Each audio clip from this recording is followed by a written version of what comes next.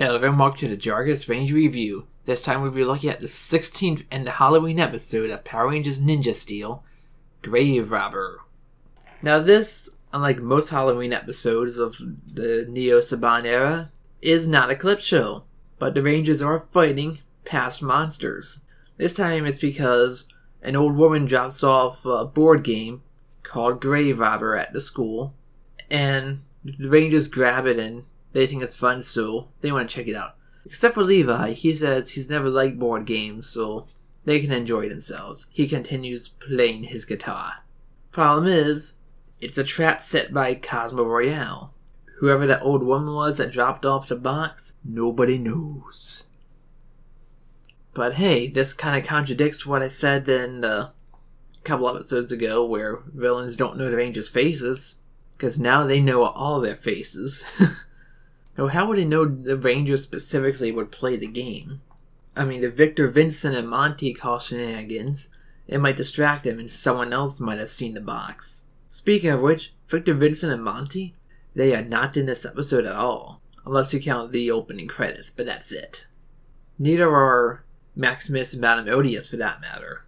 Or Redbot, but he's not in every episode anyway. So anyway, they think of this board game is it has a magic hourglass timer, and when it runs out, the Rangers get destroyed, and they're also cursed not to leave their seats. But any object they're touching, when they touch a crystal ball, which is what they have to do to engage in a battle, they take that into the pocket dimension with them. Now, it's not really seen how this works, except for it is a game. They have to make it to the end until, the time runs out. But they're fighting past monsters, and if they fail the challenge, then they have to face a penalty and face a harder next battle. And so they fight off using all sorts of different tricks, being sneaky and quickly, and even chasing down the monsters on flying kites. Something you'd expect from a show about ninjas, actually using ninja-like techniques.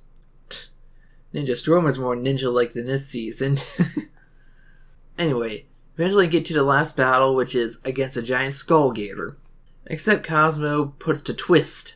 He makes the Bull Rider Zord, controls it himself, and outside interference is considered cheating. But eventually, after some wordplay with Mick, Levi thinks, yeah, maybe I was sort of selfish, I should have joined them.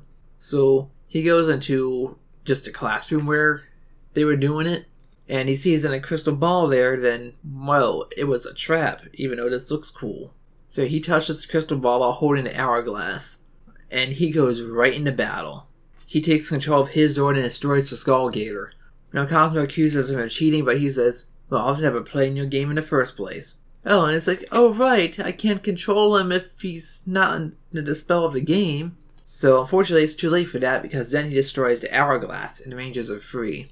Then he has a little makeup session with the Rangers. He's saying, yeah, even if I don't like board games, what's more important is spending time with my friends, having fun together.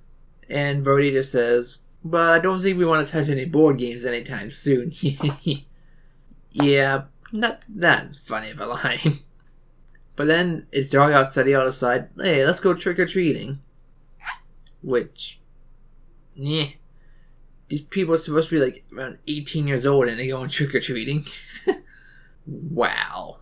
It's a kid's show, but they could have been showing they would go into a Halloween party or something. Oh well.